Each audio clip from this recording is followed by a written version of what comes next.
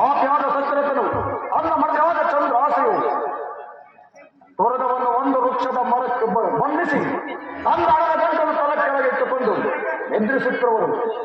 ಇವಾಗ ನನ್ನ ಮಾಯೆಯಿಂದ ಆ ಹಣದ ಗಂಟನ್ನು ಮಾಯ ಮಾಡಿ ತೊರೆದವನ್ನು ಮಾಯ ಮಾಡಿ ಅನಂತರ ಅವರಿಗೆ ಘನತರವಾದ ಕಷ್ಟವನ್ನು ಕೊಡದಿದ್ದರೆ ನಾನು ಭರಿಸುತ್ತೇನೆ.